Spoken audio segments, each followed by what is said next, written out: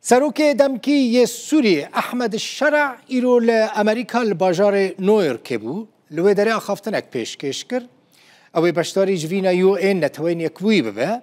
ده آخافتن خدا بحثا کردان کرد بحثا هیزن سوریا دموکراتیک کرد بحثا مظلوم عبدی کرد بحثا هبونا کردان ده ناوا دولتی دا کرد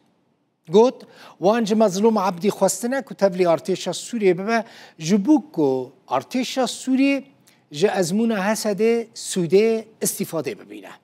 ده بیجا وان جهازن سوریا دموکراتیک را اشکره گوتنه که دوی تنه چک ده دست دولت ده بن لدروی دولت چک ده دست کسی که ده نبینن گوت هبونا هسده و کستاتویا که سربخو طایبت مترسی خطر نتنه لسر سوری چید که لگور گوتناوی لسر ترکیه و لسر عراقی جی چید که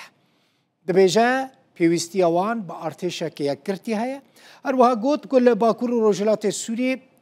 تنه جسدی 25 کردن لی جسدی 75 عربن اول گور گوتن اوی شرع دبیجا او پرچکرنا سوریه بتا اوی قبول ناکن ترکیه و عراق جی پرچکرنا سوریه ناخوازن شرع دبیجا ده دستور سوریه ده و مافی کردان پاراستی به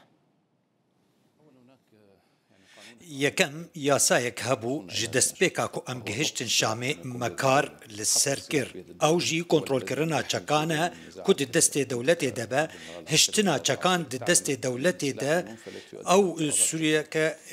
گلک من الملانیه دکه تو جنرال که او فرمان افسر کی لشکریه تو دزانی کو چک برادای به سروبریه پیدا دکه ایدی دوی دزگه لشکری او لهی لجر فرمانداریه که یک بوی به و زیانه کمازن بگهینه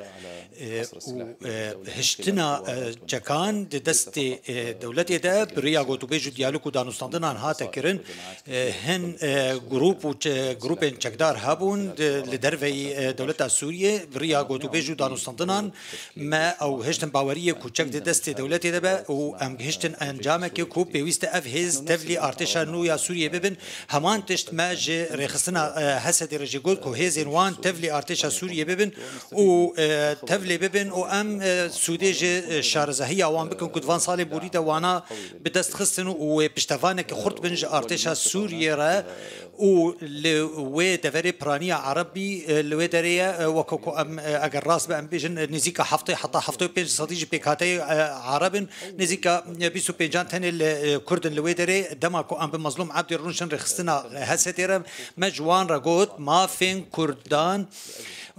و جبوی پیوست ناکه که خوین بیر جاندن تنه پیوست که اون تفلی ارتشا سوریه و دستور سوریه ده و ما فهم کردان پارستی به کرد جی وکا همو گل سوریه راستی گلک ستمی هاتن و ام دخوازن که گشتگیری ده سوریه ده به و چه کسی که زیان دوی شری ده دوی جنگی ده گهشته وان لچه نافچه به ما فهم وگر پاراستیه هنکی ساری اگر امراض ببیجن دوی جیب جکرنا ویره کفتنه ده گلکی ساری هیا و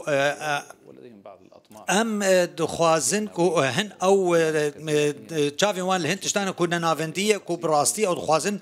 بوی که بگی هجن پارچه کرنه که او سوریا دبه کو تکه و شرکی برفره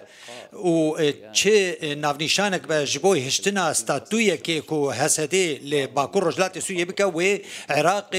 راستی مطرسیان بکه و هاجی و ترکیه راستی مطرسیان بکه ایدی پیوسته کو ام بگی هجن چار سرین آشتیانه و پیوسته زو بین جیب جی کرن و ام او بلگیا کو ده آدار کو هات امضا کرن کو ببله وگرک جبوی جیب جی کرن اویره کفتنا کو بو جبر کو پیروزباهیج عالیه ملت و هات کرن و پیروزباهیه که سوری جبر کو کفتنا که سوری بو و هر وها اف جی رازیبونا ترکیه و امریکا جی جی هبو پیوسته کو اف کلیکا دیروکی به دستخستن و برجواندی وگر هست جی هر وها و جواکا کردی جی و سودی